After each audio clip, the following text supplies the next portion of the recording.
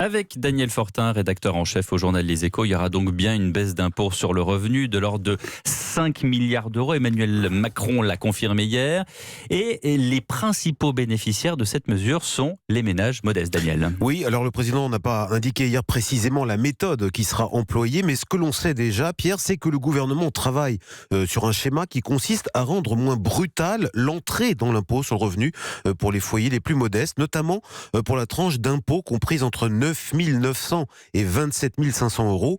L'idée est que les 14% de taux d'imposition sur cette fraction de revenus soient moins fortes pour ceux qui sont en bas de la fourchette, mais d'autres pistes sont possibles. Ce qu'on sait, vous l'avez dit, c'est que le manque à gagner pour l'État sera de 5 milliards d'euros. Mais comment finance-t-on une telle mesure puisque ce seront moins de recettes pour l'État ? Alors il y aura plusieurs manières. La suppression de certaines niches fiscales accordées aux entreprises. Il y aura aussi des baisses sur les dépenses publiques. Là, c'est toujours un peu la même promesse. Et puis le travailler plus avec l'incitation à partir plus tard à la retraite. Mais surtout, le président dispose d'un matelas inespéré. C'est l'économie que l'État va faire sur sa dette, contrairement à ce que l'on redoutait.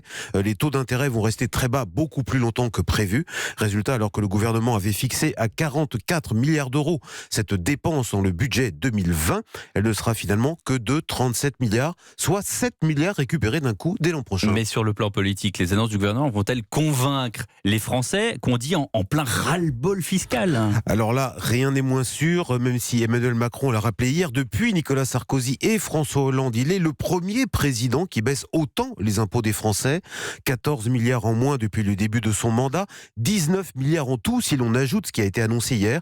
C'est essentiellement la suppression partielle de la taxe d'habitation qui produit ce résultat, mais aussi celle de l'impôt sur la fortune.